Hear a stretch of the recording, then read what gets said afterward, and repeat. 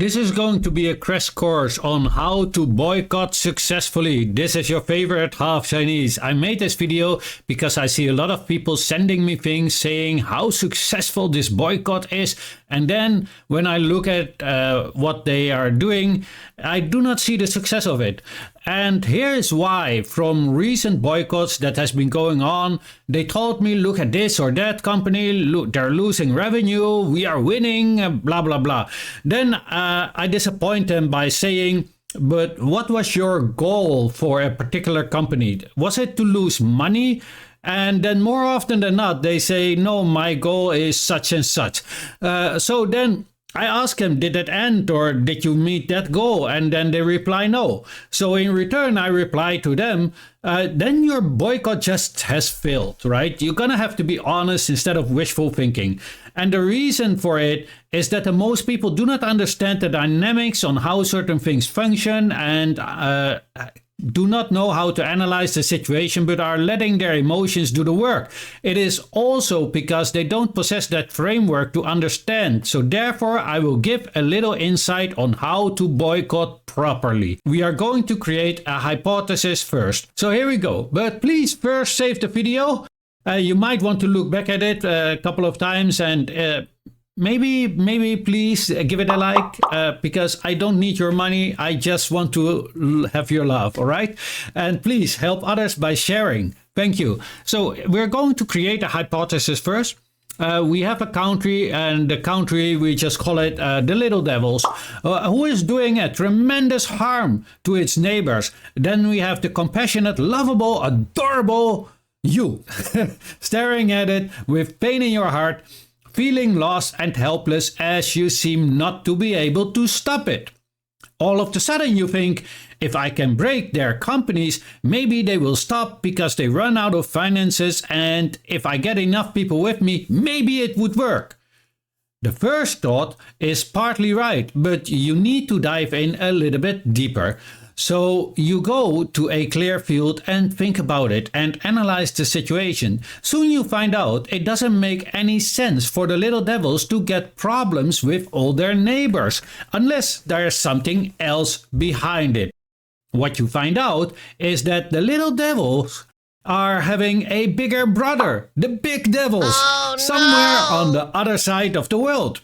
And the Big Devils have a history of stealing from all over the world and creating all sorts of problems similar to this problem that you are against. You get on your phone and start your research, and soon you find out that the Big Devils are giving loads of money, military equipment, and even military support to the Little Devils. What you have discovered is that even if you break the economy of the Little Devils, they still can continue with the support of the Big Devils. You also find out that it is only the Big Devils who can stop the Little Devils. See, now you have come to the conclusion that there is another layer to it. But you're not satisfied. You want to understand why the Big Devils want this. If they allow, if they must be at least a part of it, and more likely they told the Little Devils to do so.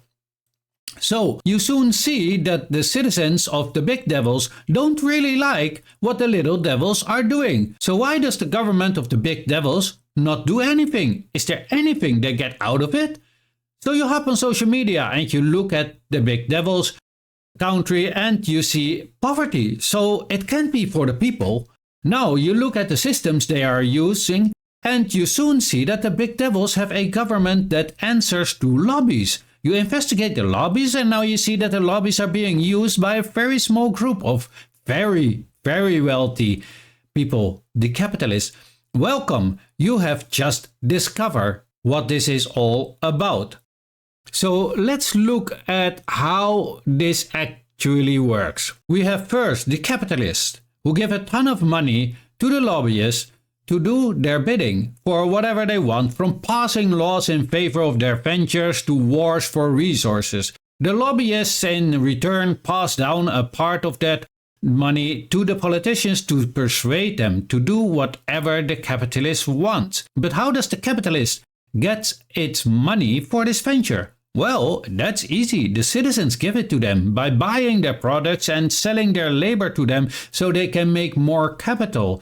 So now you have discovered that it is not just the little devils and the big devils that facilitate this problem, but also that all the citizens in the world are actually a part of this problem, since we are all giving our money away to the culprit behind the screen, the capitalist.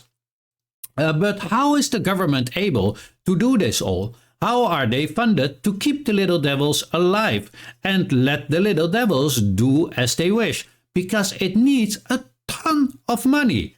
So let's look at the capitalist war cycle. Citizens pay the government money in forms of taxes. The government uses that money for wars and sustain their military-industrial complex, so a ton of tax money goes to that. Now the military-industrial complex gives a huge chunk of that money to the capitalists, who are holding the shares in them. The revenues created due to wars also go to the capitalists, as it is their ventures who will get the resources and other benefits as rebuilding, loaning money, and so on. And we are talking big money here. These are trillions. And again, on top of that, citizens also are paying these capitalists by buying their products and using their services. So, if we look at this full cycle, we see that in this capitalist system, only the capitalists will gain and the rest will lose. All the capital will go to the capitalists, and in case of wars, they send your children and not theirs. Now, you might think, but MrFong, we are boycotting these companies and they do belong to the capitalists. Why do you say we are doing it wrong? Well, the capitalists have more than just a single company.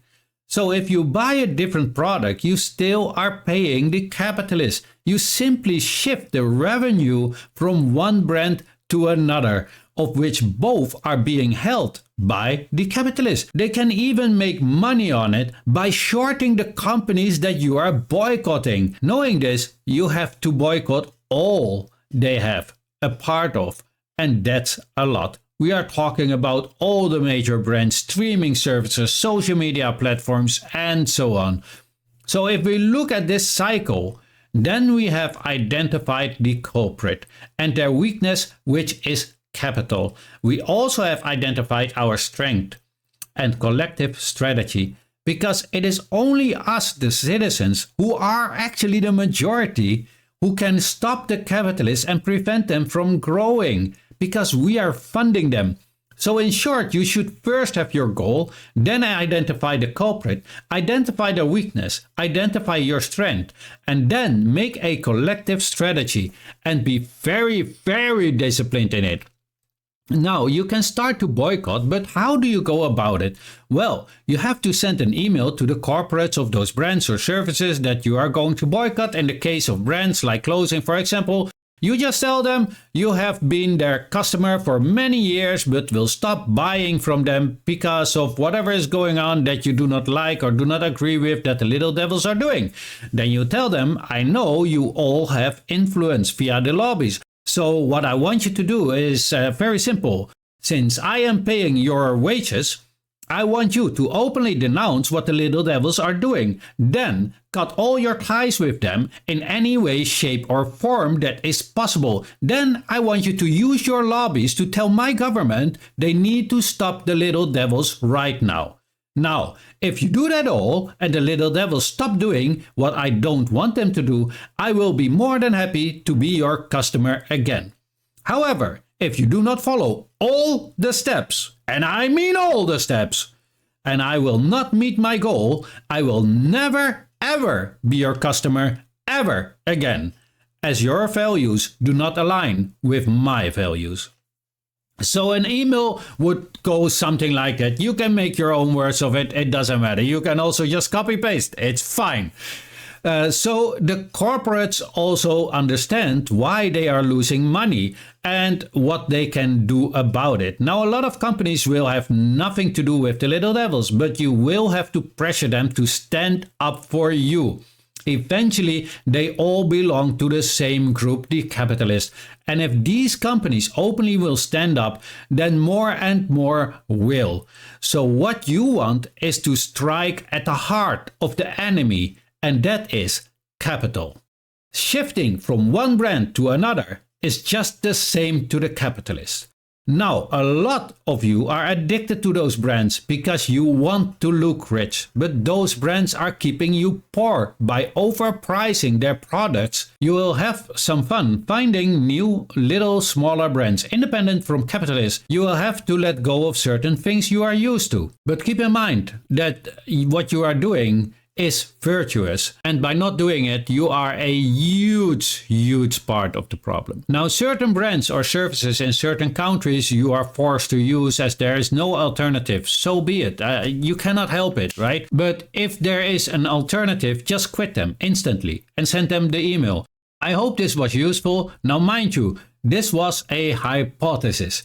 I was not talking about a specific country, alright? The country Little Devils was just to make it more fun. And the beautiful country named the Big Devils was also a fun name, because in the hypothesis they were doing bad things. So I named them Big Devils and Little Devils. So, knowing I was not talking about a specific country, please do not feel offended. I was not talking about you or any specific event. If you enjoyed this video or if it was helpful to you, then please like, share, and if you have not yet, then follow. And please leave a comment what you think of it, but please keep it respectful. We are not little or big devils. We are compassionate people who are civilized, unlike other uncivilized barbarians. This was your favorite half Chinese, and as always, have a great day.